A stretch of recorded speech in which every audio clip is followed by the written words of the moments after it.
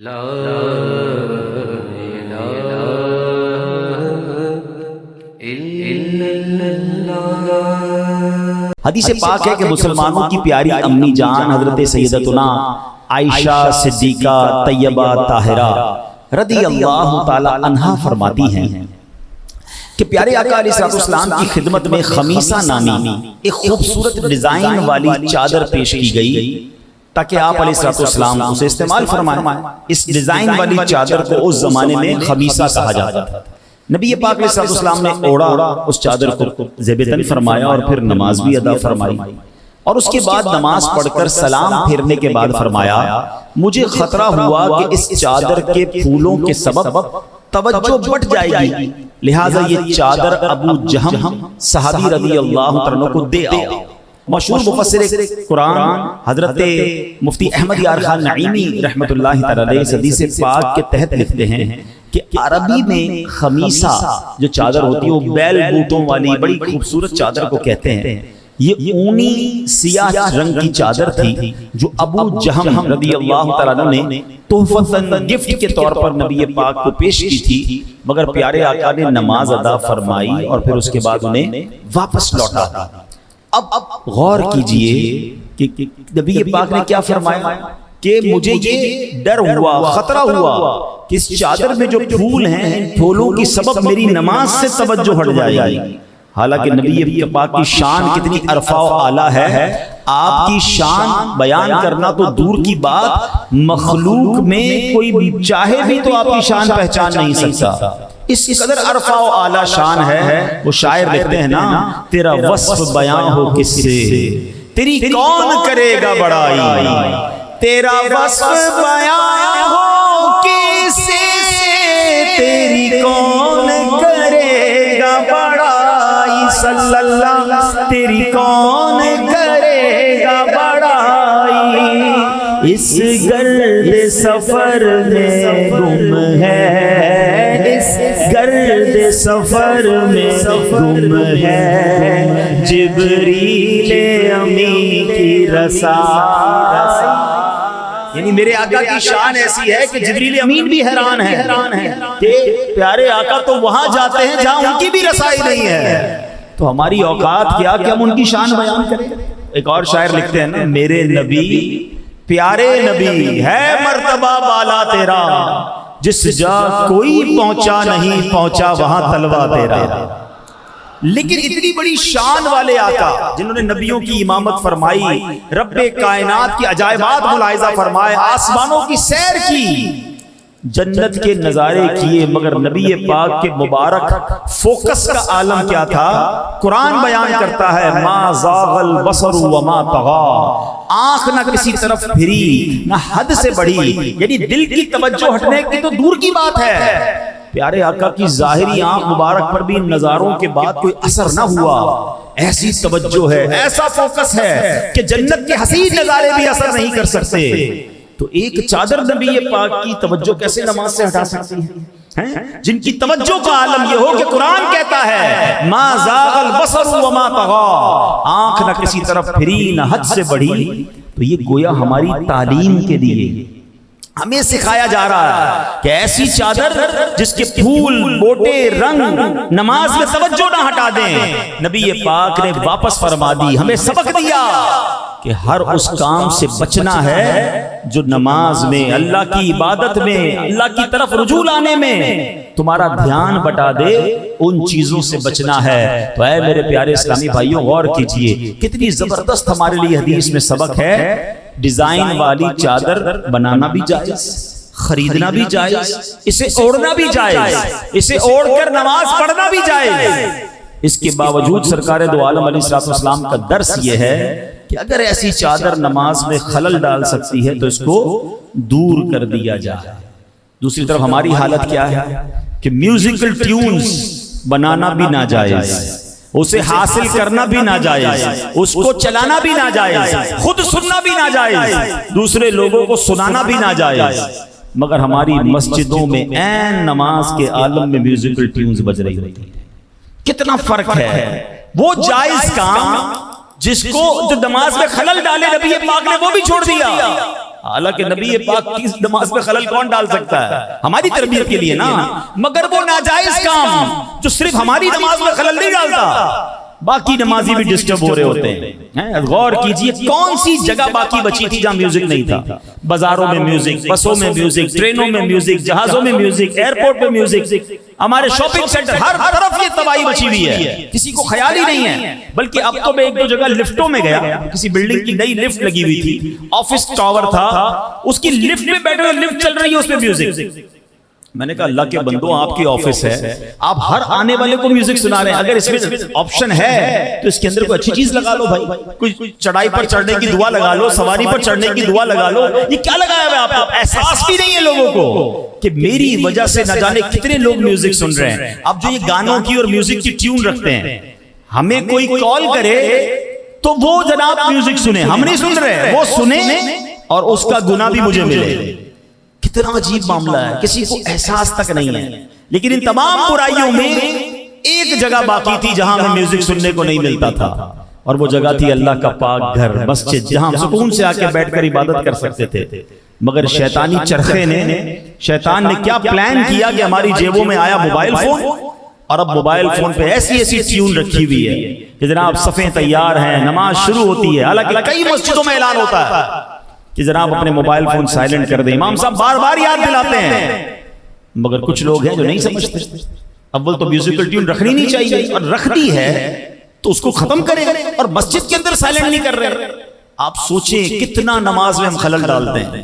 اب شرعی مسئلہ بھی سن لیں کہ اگر کسی کے موبائل میں میوزیکل ٹیون ہے اور وہ موبائل بج پڑا، اب اس کو لگتا ہے کہ یار بند نہیں ہو رہا مجھ سے، عمل قلیل کر کے نہیں بند ہو رہا، یعنی ایک ہاتھ کے اشارے سے بند نہیں ہو رہا، تو اب اس پر حکم یہ ہے کہ وہ اپنی نماز توڑے، پہلے وہ میوزیکل ٹیون بند کرے، اپنے موبائل کو سائلنٹ کرے، پھر نماز میں شامل ہو۔ ایسا نہیں کہ نماز وہ پوری پڑھی جا رہا ہے اور پوری مسجد گونج رہی ہے میوزک سے، کتنے لوگوں کی نماز خراب ہوتی ہے۔ تو کاش یہ بات سمجھ آ جائے کہ ہر وہ چیز جو اللہ کریم کی یاد میں خلل ڈالنے والی ہو۔ پتہ ہے علماء کرام یہ بھی کہتے ہیں ایسی جانماز، آج کل بڑی رنگ روپ بوٹے والی اور عجیب عجیب ڈیزائنوں والی جانمازیں ہم کو پسند آتی ہیں، وہ جانماز کہ آپ سجدہ کر رہے ہیں اور پتہ چلا اس کے فگرز بھی کھوئے ہوئے ہیں کہ یہ کیا بن رہا ہے، یہ کیا بن رہا ہے، یہ پھول کون سے رنگ کا ہے، یہ فلاں کون سے رنگ کا ہے، تو آپ تو پھر اسی میں کھو گئے، نماز کیسے ہوگی؟ تو ہر وہ چیز جو اللہ کی یاد سے، عبادت سے غافل کرے، خلل ڈالے، ہمیں اس کو اپنے آپ سے۔ اچھا ایک اور بات اور کرو، ہم آتے کتنی دیر ہے مسجد میں؟ اول تو اذان ہو گئی، لوگ کہتے ہیں بیٹھو ابھی تو 15 منٹ باقی ہے، پھر نماز کے لیے اعلان ہوتا ہے کہ 5 منٹ رہ گئے ہیں، یا کوئی درود پاک پڑھتے ہیں مسجدوں میں تاکہ اندازہ ہو جائے کہ اب 2-4 منٹ رہ گئے، پھر بھی مسجد گھر سے نہیں نکلتے، آفس سے نہیں نکلتے۔ کچھ لوگ جناب جماعت کھڑی ہونے کے بعد آتے ہیں، کچھ آخری رکعت میں آتے ہیں، جیسی نماز ختم ہوتی ہے واپس جاتے ہیں، یعنی آنا بھی 10 منٹ کے لیے مشکل سے 15 منٹ کے لیے، اور اس 10-15 منٹ میں بھی دھیان کہیں اور ہے، خلل کہیں اور ہے، میوزیکل ٹیون بج رہی ہیں۔ اب سوچیں تو صحیح کر کیا رہے ہیں۔ اللہ کرے کہ مسجد میں زیادہ وقت گزاریں اور با ادب طریقے سے گزاریں، اور اپنی گھر میں بھی نماز اگر پڑھ رہے ہیں، قرآن پڑھ رہے ہیں، ان چیزوں سے دور رہیں جو چیزیں آپ کو اللہ کی طرف لو نہیں لگانے دے رہے، آپ کے فوکس کو، آپ کی توجہ کو ڈسٹرب کر رہی ہیں۔ حضرت ابو طلحہ انصاری رضی اللہ عنہ کمال کے صحابی ہیں، ان کے بہت سارے پیارے پیارے واقعات ہیں۔ ان کے پاس ایک باغ تھا، ایک باغ کے مالک تھے اور نماز ادا کر رہے تھے، اور یہ نفل نمازی ہوگی کیونکہ فرض نماز تو نارملی صحابہ نبی پاک کے پاس مسجد نبوی شریف میں آ کے ادا کرتے تھے۔ تو باغ میں نماز پڑھ رہے تھے، اچانک خاکی رنگ کا کبوتر باغ میں اڑا اور کہیں باہر نکلنے کا راستہ تلاش کرنے لگا، کبھی ادھر اڑتا کبھی ادھر اڑتا، بڑا حسین منظر تھا۔ آپ کی توجہ کبوتر کی طرف چلی گئی، نفل پڑھتے پڑھتے توجہ اس کبوتر کی طرف گئی، بڑا حسین نظارہ تھا، مگر جب توجہ بٹی نا تو آپ رکعتیں بھول گئے کہ کتنی رکعتیں میری ہوئی ہیں۔ نماز سے فارغ ہوئے، خود پرندہ نہیں اڑایا تھا، ان کا جذبہ دیکھیں، انہوں نے پرندہ نہیں اڑایا تھا، ان کی توجہ ہٹنے میں ان کا کوئی قصور بھی نہیں تھا، مگر باغ آپ کا تھا۔ آپ نے سوچا اگر یہ باغ نہ ہوتا تو میں باغ میں نماز نہ پڑھتا۔ باغ میں نماز پڑھی ہے تو پرندہ آیا تو اس نے میری توجہ بٹا دی۔ سرکار علیہ الصلوۃ والسلام کی بارگاہ میں حاضر ہو کر کہتے ہیں حضور اس باغ کی وجہ سے میری توجہ نماز سے ہٹ گئی، میں اپنی رکعتیں بھول گیا، میں پورا باغ ہی اللہ کی راہ میں صدقہ کرتا ہوں۔ کمال لوگ تھے، کتنی نماز سے پیار، کتنا عبادت سے پیار، ہر وہ چیز جو اللہ کی بارگاہ میں حاضری میں توجہ بٹائے اس سے وہ دور رہتے تھے. اور آج ہمارا حال کیا ہے؟ ہم اگر مثال کے طور پہ اگر آج جس نے عشاء کی نماز با جماعت پڑھی ہے اپنے آپ سے پوچھ لیں, مجھے جواب نہ دیں, امام صاحب نے پہلی رکعت میں کون سی تلاوت کی تھی, دوسری رکعت میں کیا تلاوت کیا تھا؟ آپ کو اندازہ ہو جائے گا ہماری توجہ کا عالم کیا ہے. آپ کہیں گے حضرت یہ تو 1 گھنٹہ ہو گیا جماعت کو, چلیں کل کر لیجئے گا ٹیسٹ, مغرب کے بعد اپنے آپ سلام پھیرتے ہی پوچھ لیجئے گا, عشاء میں سلام پھیرتے ہی پوچھ لیجئے گا اپنے آپ سے, آپ کو اندازہ ہو جائے گا ہم کہیں اور ہی ہوتے ہیں. وہ چٹکلا ہے نا, ایک تاجر تھے, کاروباری شخص تھے, اور عشاء کی نماز بڑی پابندی سے جماعت سے پڑھتے تھے. تو ایک دن جماعت نکل گئی, آئے تو بڑے افسردہ, آنکھوں میں آنسو. لوگوں نے کہا اتنے غمزدہ ہو رہے ہیں, چلے کوئی بات نہیں, کل عشاء کی جماعت سے نماز پڑھ لیجئے گا. کہتے ہیں اس لیے غم نہیں ہے کہ عشاء کی جماعت چلی گئی, معاملہ یہ ہے پورے دن کام کاج کر کے جب عشاء کی جماعت میں آتا تھا نا, امام صاحب 4 رکعتیں پڑھاتے تھے, میں پورے دن کا دکان کا حساب جو ہے وہ نماز میں ہی کر لیتا تھا. آج امام صاحب نے خود اپنی نماز پڑھ لی ہے, مجھے اپنی پڑھنی پڑے گی, حساب کے لیے الگ ٹائم نکالنا پڑے گا. تو ہم میں سے بہت سو کا یہ حال ہوتا ہے. اور ہمارے اسلاف وہ باغ صدقہ کر دیا جو باغ نماز میں خلل کا سبب بنا. غور کریں میرے پیارے اسلامی بھائیوں, قرآن مجید فرقان حمید میں رب ارشاد فرماتا ہے وَاذْكُرِ اسْمَ رَبِّكَ, اور اپنے رب کا نام یاد کرو. یعنی اے حبیب علیہ السلام, آپ رات اور دن کے تمام اوقات میں رب کا نام یاد کرتے رہیں, چاہے وہ تسبیح اور کلمہ طیبہ پڑھنے سے ہو, نماز ادا کرنے سے, قرآن پاک کی تلاوت کرنے اور علم کا درس دینے کے ساتھ ہو. مزید قرآن میں رب نے فرمایا وَتَبَتَّلْ إِلَيْهِ تَبْتِيلًا, اور سب سے ٹوٹ کر اسی کے بنے رہو. یعنی اللہ پاک کی عبادت ایسی ہو کہ اس کے سوا کسی کی یاد دل میں نہ ہو, دل دنیا کے تعلقات اس وقت ختم ہو جائیں, میں رب کی بارگاہ میں حاضر ہو جاؤں. کاش ہمیں یہ سعادت مل جائے, اتنی سی اللہ پاک کی محبت تو دل میں آ جائے کہ کم از کم جب سجدہ کریں تو سجدے میں دل یاد الہی میں ڈوبا ہوا ہو, اس کے سوا کسی کی طرف توجہ نہ ہو. ایک بار مولا علی شیر خدا کرم اللہ تعالی وجہ الکریم سے امام حسن مجتبی نے بڑا کمال کا سوال کیا. آپ کے صاحبزادے ہیں نا, نبی پاک کے نواسے ہیں, کہتے ہیں اے بابا جان یہ تو بتائیے کیا آپ مجھ سے محبت کرتے ہیں؟ مولا علی نے کہا جی بیٹا میں آپ سے محبت کرتا ہوں. کہا آپ حسین سے بھی محبت کرتے ہیں رضی اللہ تعالیٰ عنہ؟ کہا میں حسین سے بھی محبت کرتا ہوں. بابا جان کیا آپ ہماری امی جان سے بھی محبت کرتے ہیں؟ کہا ان سے بھی محبت کرتے ہیں. کیا ہمارے نانا جان پیارے آقا علیہ السلام سے بھی محبت کرتے ہیں؟ کہا ان سے بھی محبت کرتا ہوں. اللہ سے بھی محبت کرتے ہیں؟ اللہ سے بھی محبت کرتا ہوں. امام حسن بچے تھے, چھوٹی عمر میں تھے, کہتے ہیں ایک دل میں اتنی ساری محبتیں کیسے آ گئی, آپ تو سب سے محبت کرتے ہیں.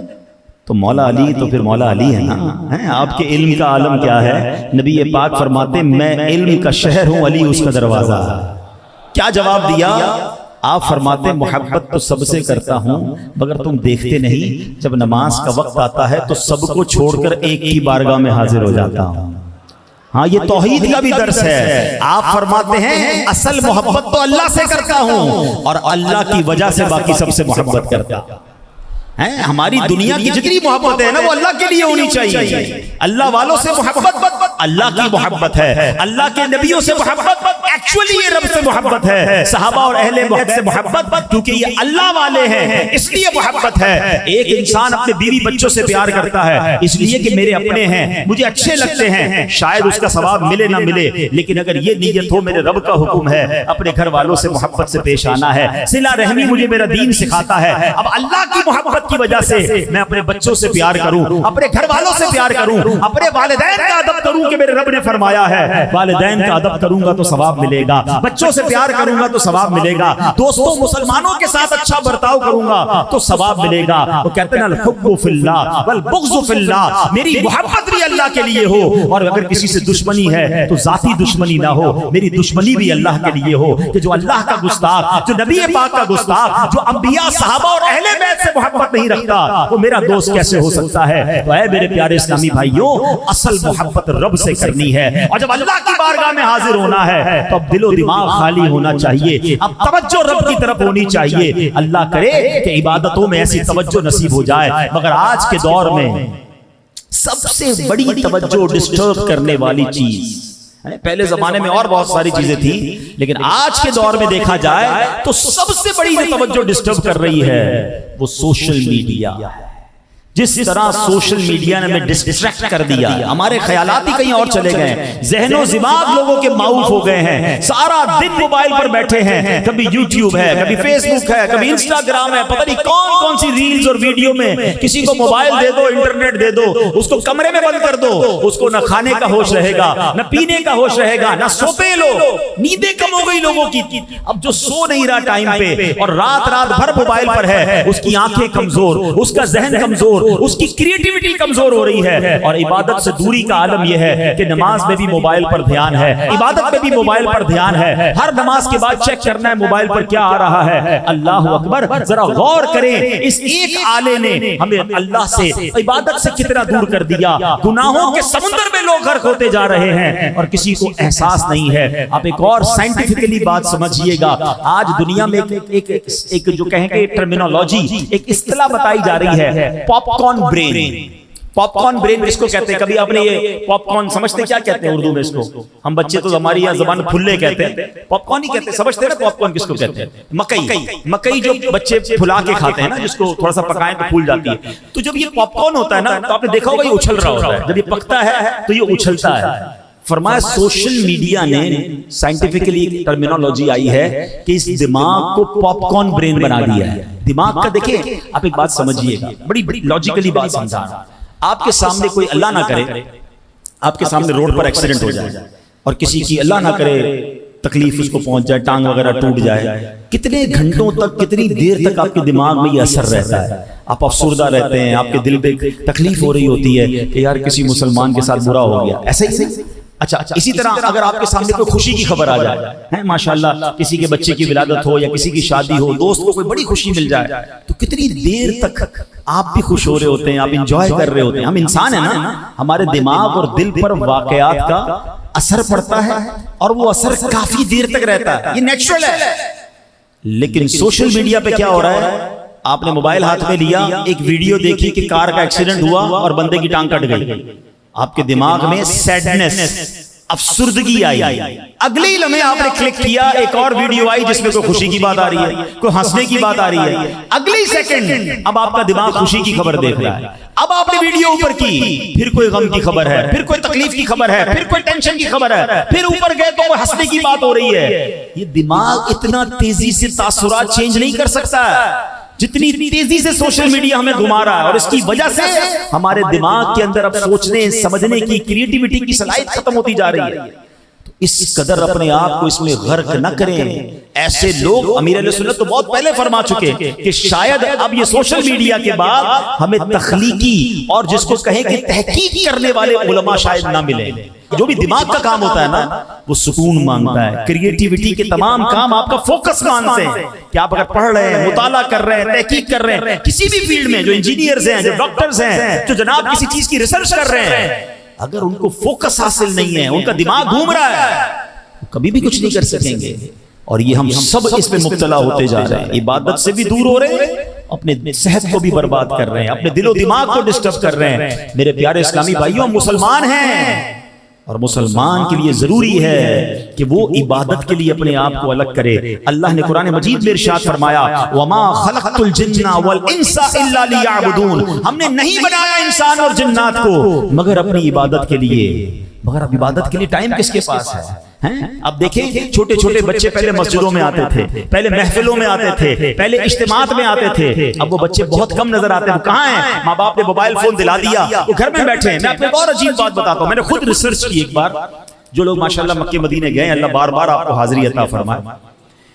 آج سے 10 سال پہلے جو مدینے شریف گئے ان سے پوچھیں، خاص طور پہ رمضان شریف میں جب آپ مدینے جاتے تھے نا تو چھوٹے چھوٹے بچے پیروں سے لپٹ جاتے تھے، ریکویسٹ کرتے تھے کہ حضرت ہمارے دسترخوان پر آ جائیں، پلیز ہمارے دسترخوان پر آ جائیں۔ اتنا پیار سے وہ بلاتے تھے کہ بندہ افطار کے لیے ان کو منع نہیں کر سکتا تھا اور ان کے دسترخوان پر چلا جاتا۔ میں 4 سال پرانی بات بتا رہا ہوں۔ میں ایک بار مدینے شریف میں تھا، میں نے اسلامی بھائیوں سے کہا، یار وہ بچے کدھر گئے؟